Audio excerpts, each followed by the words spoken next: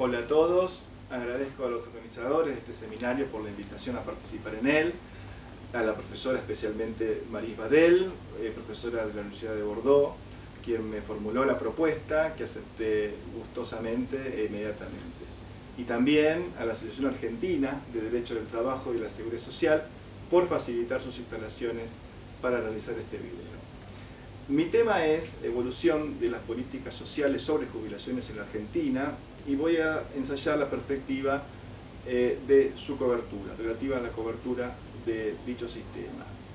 La Argentina es una república federal integrada por 23 provincias y una ciudad autónoma, la ciudad autónoma de Buenos Aires, y en la distribución de competencias, lo atinente a la seguridad social corresponde al Congreso Nacional. Eso no significa que exista un único régimen previsional. Los empleados de las administraciones provinciales y municipales, lo mismo que los trabajadores de las fuerzas de seguridad, militares y policiales, cuentan con sus propios y respectivos regímenes previsionales. En el ámbito nacional rige el Sistema Integral Previsional Argentino, SIPA, por sus siglas, normado, reglado por la Ley 24.241 del año 1993. Una disposición que comprende obligatoriamente dentro de su ámbito a toda persona mayor de 18 años que realice un trabajo, ya sea para la Administración Pública Nacional o también en el ámbito privado, sea como trabajador independiente o en relación de dependencia. Quedan exceptuados aquellos trabajadores independientes afiliados a las denominadas cajas profesionales, como abogados y contadores. El sistema previsional brinda cobertura frente a las contingencias de vejez, desamparos por muerte e invalidez, mediante las prestaciones de jubilación, pensión por fallecimiento y retiro por invalidez. Estas prestaciones consisten en pagos mensuales a los cuales se accede junto con el goce de las prestaciones del Sistema Nacional de Seguro de Salud y con derecho también a la percepción de determinadas asignaciones familiares. Asignaciones familiares por hijo con discapacidad y por cónyuge. Para acceder a la jubilación, el sistema exige 65 años en los varones y 60 en las mujeres y contar con 30 años de aporte. Estos requisitos varían en aquellos supuestos de tareas o actividades insalubres, como respecto a aquellas personas que combatieron en el conflicto bélico de las Islas Malvinas del año 1982, quienes cuentan con un régimen de excepción más accesible.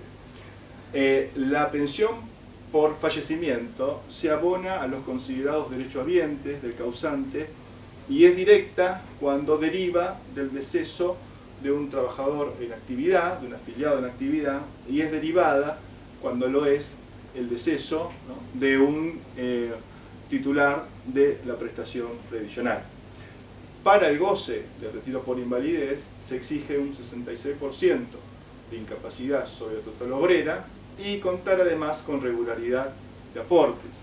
Esto último, que es un instituto también aplicable a la pensión por fallecimiento directa, consiste en reunir una determinada cantidad de aportes en un tiempo determinado inmediato anterior a la fecha de la solicitud o del fallecimiento según el caso. También se prevé la prestación por edad avanzada para aquellas personas mayores de 70 años y con 10 años de aporte. Una prestación incompatible con cualquier otra o beneficio asistencial. Por último, y en lo que constituye la novedad en nuestra materia, está la pensión universal al adulto mayor, sancionada por Ley 27.260 del año 2016, una prestación que equivale al 80% de la jubilación mínima, también incompatible con la percepción de cualquier otro tipo de asignación previsional o beneficio asistencial, de carácter vitalicio, que no genera derecho a pensión en caso de fallecimiento de su titular y a la cual tienen derecho aquellas personas, varones o mujeres, con 65 años de edad. sin exigencia de servicios. Bien, es esta última prestación, la pensión universal al adulto mayor, la que, aún con sus limitaciones, entiendo realiza el principio de cobertura universal en materia previsional de nuestro país, por lo menos en referencia a la contingencia de vejez. Pero, ¿cómo llegamos hasta acá? ¿Cuál fue el camino? ¿Cuáles las circunstancias? Vayamos al principio. La Argentina mostró primeros indicios de un sólido régimen previsional a partir del siglo XX, los primeros años del siglo XX, cuando este comprendía a trabajadores, empleados y funcionarios del Estado. Luego, y precisamente por la acción gremial de los trabajadores, se fue ampliando esta cobertura, alcanzando a otros colectivos de la actividad privada, mediante la sanción de leyes creadoras de las denominadas cajas de previsión social.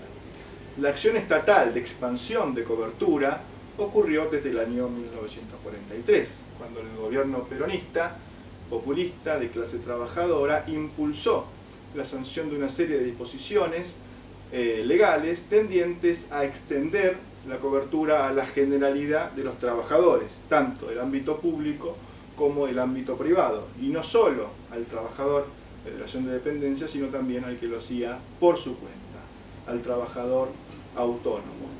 El funcionamiento del sistema previsional mediante cajas de previsión social no fue sencillo, sino más bien lo contrario. Y eso fue, ¿no?, la causa de un proceso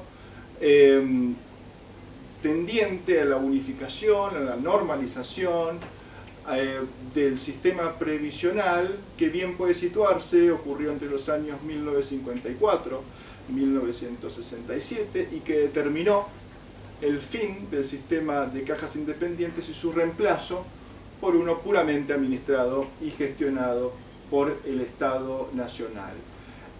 Por cierto que la problemática de un complejo inorgánico de cajas independientes no fue lo único, sino que debe también considerarse aquellos problemas relacionados con el haber, el monto del haber previsional, su suficiencia, sus métodos de actualización, especialmente en contextos de inflación, de hiperinflación, cuestiones estas que exceden esta intervención, pero alcanzan a ilustrar un escenario crítico que puede decirse fue una compañera de viaje de nuestro sistema previsional.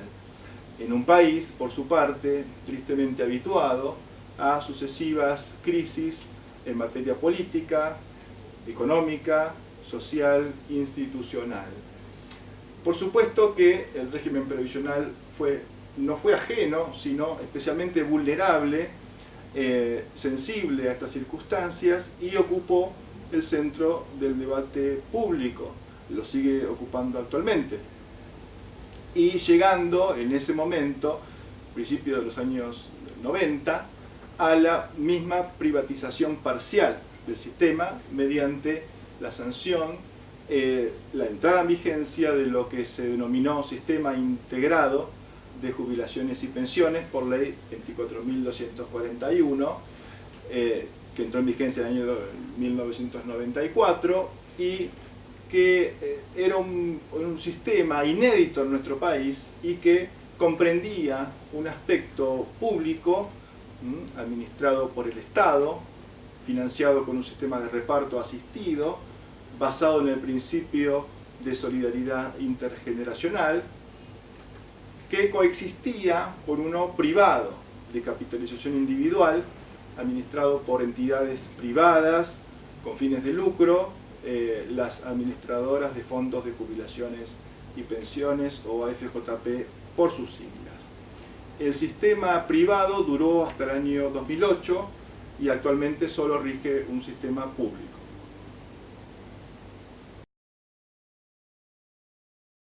El camino hacia la cobertura universal comienza definitivamente con la profundísima crisis que asustó a la Argentina en el año 2001, en el contexto de un país que exhibía altísimos índices de desocupación, pobreza e indigencia.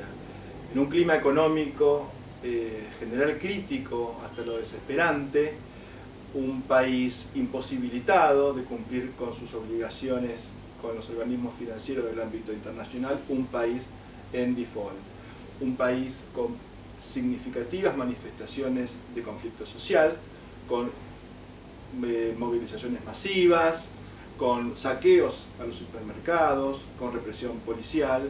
En síntesis, un país que tuvo una profunda e integral crisis.